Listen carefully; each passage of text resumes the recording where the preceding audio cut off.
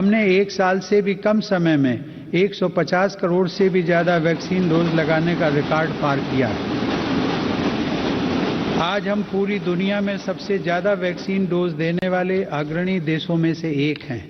इस अभियान की सफलता ने देश को एक ऐसा रक्षा कवच दिया है जिससे हमारे नागरिकों की सुरक्षा भी बढ़ी है और उनका मनोबल भी बढ़ा है। आज देश में 90% से अधिक वयस्क नागरिकों को टीके की एक डोज मिल चुकी है, जबकि 70% से अधिक लोग दोनों डोज ले चुके हैं। हर घर दस्तक अभियान के माध्यम से सरकार बाकी लोगों तक भी पहुंच रही है। इसी माह वैक्सीनेशन प्रोग्राम में 15 से 18 वर्ष तक के किशोर किशोरियों को भी शामिल किया गया है।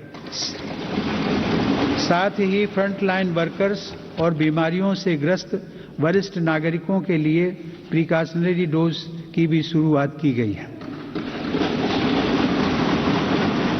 अब तक देश में कुल 8 वैक्सीन्स को इमरजेंसी यूज के लिए स्वीकृत मिल चुकी है। भारत में बन रही 3 वैक्सीन्स को विश्व स्वास्थ्य संगठन की तरफ से आपात स्थिति में उपयोग की मंजूरी भी मिली है। भारत में बन रही ये वैक्सीन्स पूरी दुनिया को महामारी से मुक्त कराने और करोड़ों लोगों का जीवन बचाने में अहम भूमिका निभा रही है।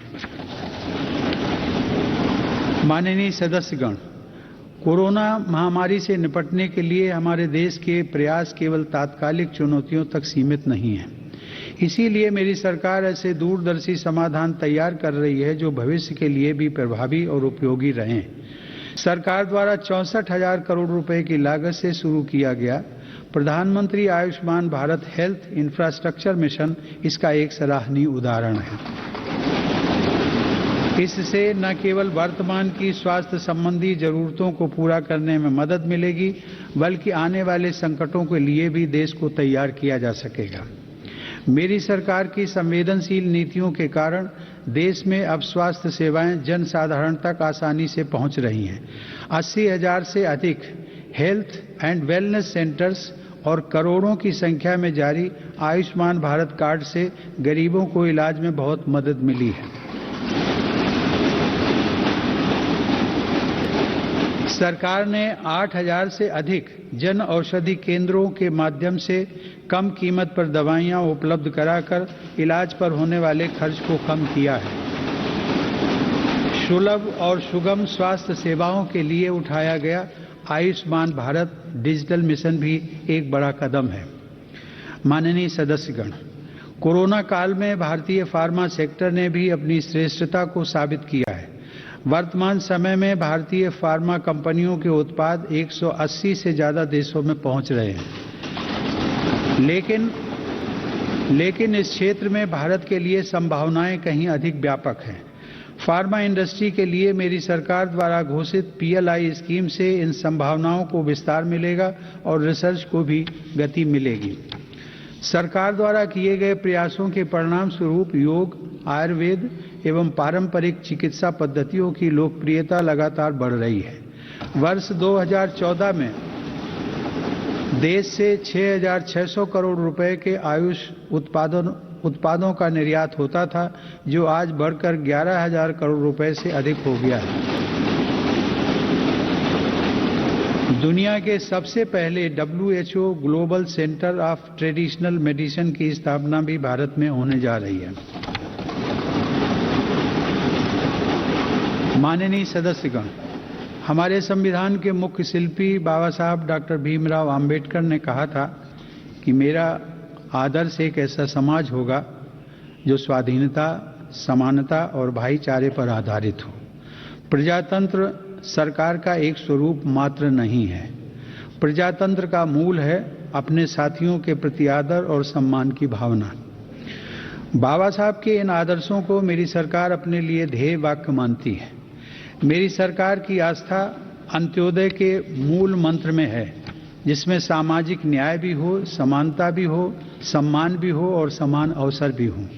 इसीलिए आज सरकार की नीतियों में गांव, गरीब, पिछड़े, अनुसूचित जाति एवं जनजातियों को सर्वोच्च प्राथमिकता दी जा रही है।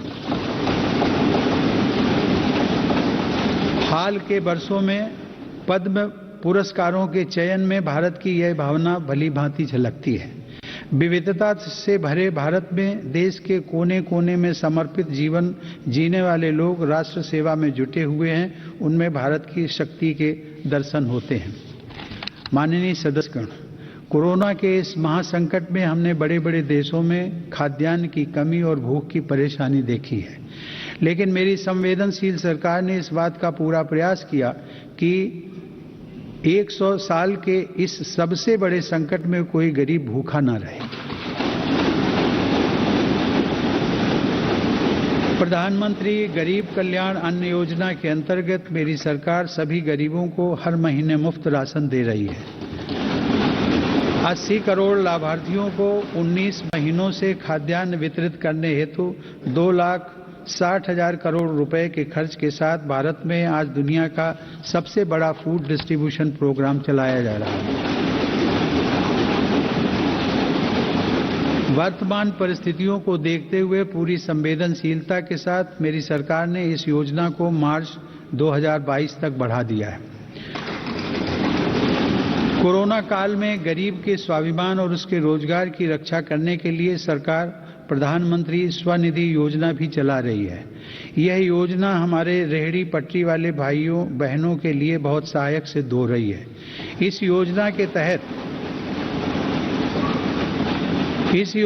तहत अब तक 28 लाख रेहड़ी पटरी वालों को 2900 करोड़ रुपए से ज्यादा की धनराशि जारी की गई है। सरकार अब इन स्ट्रीट वेंडर्स को ऑनलाइन फूड डिलीवरी करने वाली कंपनियों के साथ भी जोड़ रही है।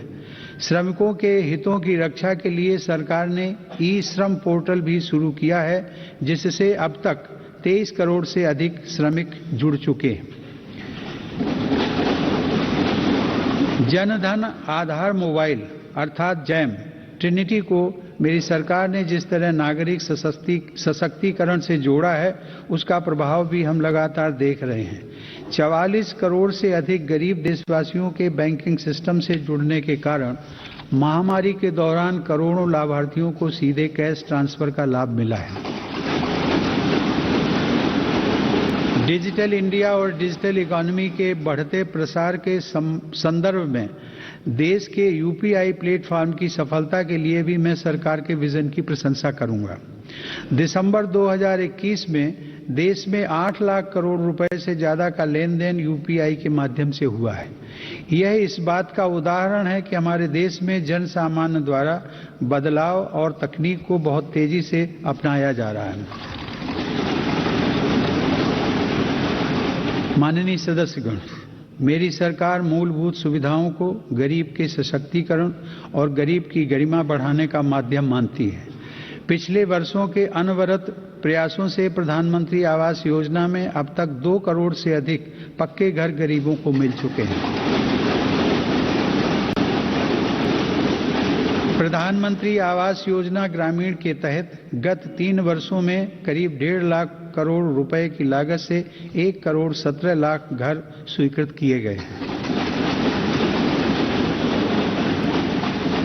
हर घर जल पहुंचाने के उद्देश्य से शुरू किए गए जल जीवन मिशन ने लोगों के जीवन में बड़ा बदलाव लाना शुरू कर दिया है।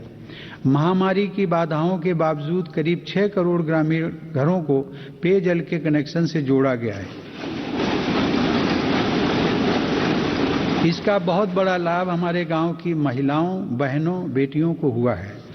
ग्रामीण क्षेत्रों में लोगों को उनकी संपत्ति के दस्तावेज देने के लिए शुरू की गई स्वामित्व योजना भी एक असाधारण प्रयास है।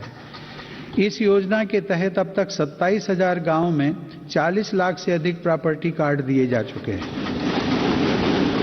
ये प्रॉपर्टी कार्ड न केवल विवादों को रोकने में सहायक हैं, बल्कि गांव के लोगों को बैंकों से मदद मिलना भी आसान हो रहा है।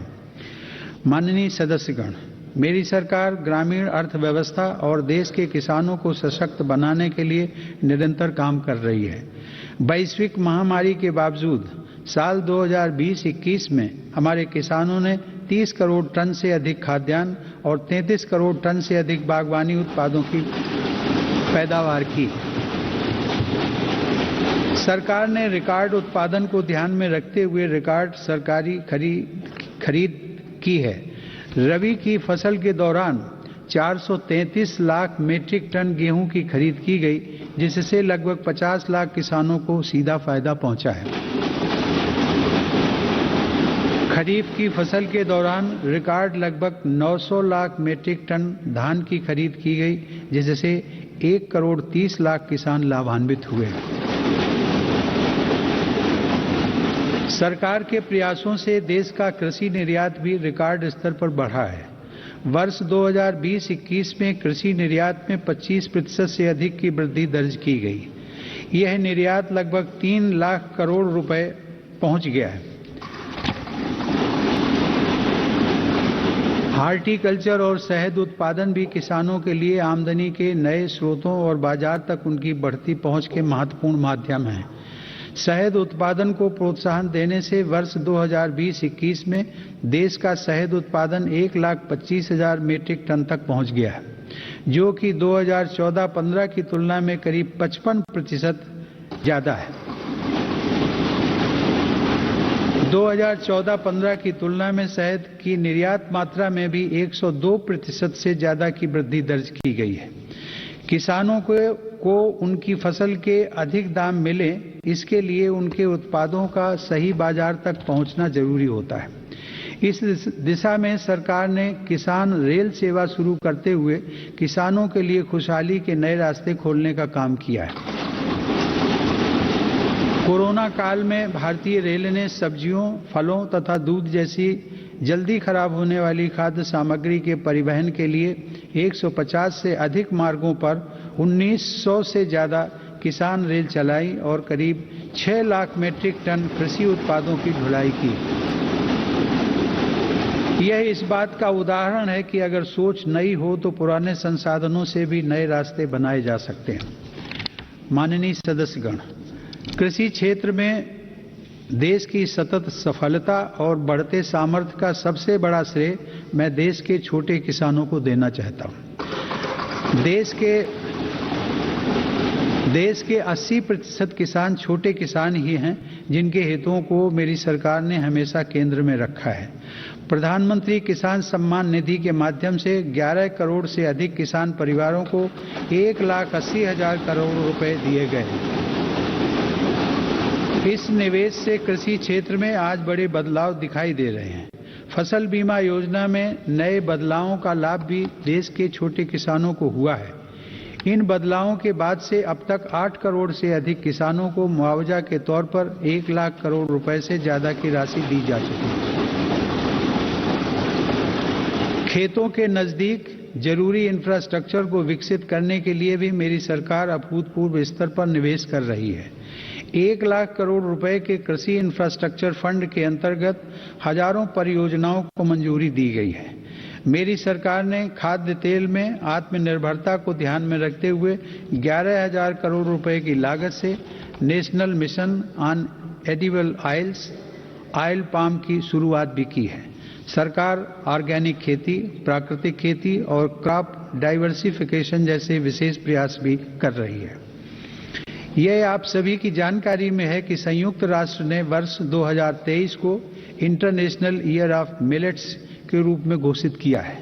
मेरी सरकार इंटरनेशनल ईयर ऑफ मिलेट्स को देश के किसानों, self help groups, FPOs, food industry और जन सामान्य के साथ मिलकर व्यापक स्तर पर मनाएगी। मेरी सरकार वर्षा जल संरक्षण के लिए भी गंभीरता से काम कर रही है। देश में रेन वाटर हार्वेस्टिंग इंफ्रास्ट्रक्चर के निर्माण और पारंपरिक जल स्रोतों के जीर्णोद्धार के लिए विशेष अभियान चलाए जा रहे हैं। प्रधानमंत्री कृषि सिंचाई योजना के तहत विभिन्न परियोजनाओं और अटल भू जल योजना की मदद से देश में 64 लाख हेक्टेयर सिंचाई क्षमता विकसित की गई है। नदियों को आपस में जोड़ने की योजनाओं पर भी सरकार ने काम आगे बढ़ाया है। हाल ही में 45,000 करोड़ रुपए की लागत से पूरी होने वाली केन बेतवा लिंक परियोजना को भी स्वीकृति दी गई है। यह परियोजना बुंदेलखंड में पानी की चुनौतियों को समाप्त करने में सहायक होगी। माननीय सदस्यगण, ग्रामीण अर्थव्यवस्था को गति देने में महिलाओं की भूमिका अधिक विस्तृत होती जा रही है। 2021-22 में 28 लाख सेल्फ हेल्प ग्रुप्स को बैंकों की तरफ से 65,000 करोड़ रुपए की मदद दी गई है। यह राशि 2014-15 की तुलना में 4 गुना अधिक है। सरकार ने हजारों महिला सेल्फ हेल्प ग्रुप्स के सदस्यों को ट्रेनिंग देकर उन्हें बैंकिंग सखी के रूप में भागीदार भी बनाया है। ये महिलाएं ग्रामीण क्षेत्रों में बैंकिंग सेवाओं को घर घर तक पहुंचाने का माध्यम बन रही हैं। महिला सशक्तिकरण मेरी सरकार की उच्च प्राथमिकताओं में से एक है। उज्ज्वला योजना की सफलता के हम सभी साक्षी हैं। मुद्रा योजना के माध्यम से हमारे देश की माताओं बहनों की उद्यमिता और कौशल को बढ़ावा मिला है। बेटी बचाओ बेटी पढ़ाओ पहल से अनेक सकारात्मक परिणाम सामने आए हैं और स्कूलों में प्रवेश लेने वाली बेटियों की संख्या में उत्साहजनक वृद्धि हुई है। बेटे बेटी को समानता का दर्जा देते हुए मेरी सरकार ने महिलाओं के विवाह के लिए न्यूनतम आय को 18 वर्ष से बढ़ाकर पुरुषों के समान 21 वर्ष करने का विधेयक भी संसद में प्रस्तुत किया है। सरकार ने 3 तलाक को कानूनन अपराध घोषित कर समाज को इस कुप्रथा से मुक्त करने की शुरुआत की है। मुस्लिम महिलाओं पर केवल मेहरम के साथ ही हज यात्रा करने जैसे प्रतिबंधों को भी हटाया गया है। वर्ष 2014 से पूर्व अल्पसंख्यक वर्ग के लगभग 3 करोड़ विद्यार्थियों को छात्रवृत्तियां दी गई थी, जबकि मेरी सरकार ने वर्ष 2014 से अब तक ऐसे 4.5 करोड़ से अधिक विद्यार्थियों को छात्रवृत्तियां प्रदान की। इससे मुस्लिम बालिकाओं के स्कूल छोड़ने की दर में महत्वपूर्ण कमी दर्ज की गई है तथा उनके प्रवेश में वृद्धि देखी गई है। देश की बेटियों में सीखने की क्षमता को बढ़ावा देने के लिए राष्ट्रीय शिक्षा नीति में जेंडर इंक्लूजन फंड का भी प्रावधान किया गया है। यह हर्ष की बात है कि मौजूदा सभी 33 सैनिक स्कूलों ने बालिकाओं को प्रवेश देना शुरू कर दिया है। सरकार ने राष्ट्रीय रक्षा अकादमी में भी महिला कैडेट्स के प्रवेश को मंजूरी दी है। महिला कैडेट्स का पहला बैच एनडीए में जून 2022 में प्रवेश करेगा। मेरी सरकार के नीतिगत निर्णय और प्रोत्साहन से विभिन्न पुलिस बलों में महिला पुलिसकर्मियों की संख्या में 2014 के मुकाबले दोगुनी से ज्यादा बढ़ोतरी हो चुकी है। माननीय सदस्यगण, महान संत तिरुवल्लुवर ने कहा था, कक्कर्क कसड्डर कर्प वई कट्रिपिन निकर्क अद्दकर्क तगा। अर्थात एक व्यक्ति जो कुछ भी सीखता है वह उसके आचरण में दिखाई देता है। आत्मनिर्भर भारत के संकल्प व सामर्थ्य को आकार देने के लिए मेरी सरकार देश में नई राष्ट्रीय शिक्षा नीति लागू कर रही है। राष्ट्रीय शिक्षा नीति के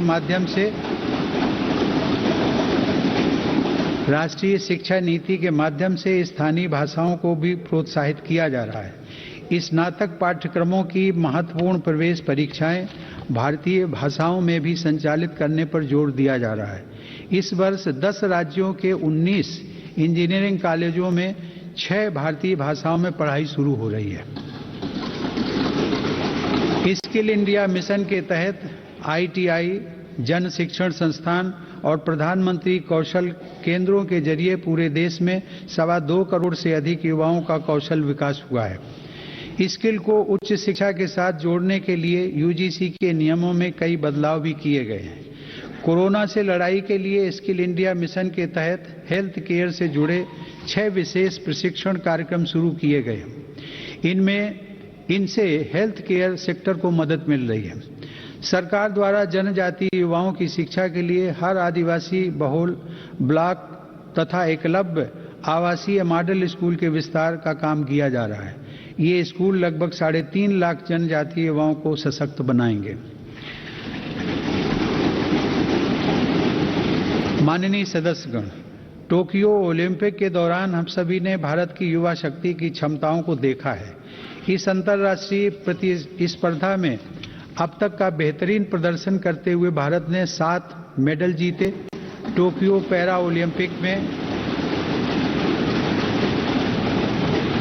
टोक्यो पैरा ओलंपिक में भी भारतीय पैरा एथलीटों ने 19 पदक जीतकर रिकॉर्ड कायम किया।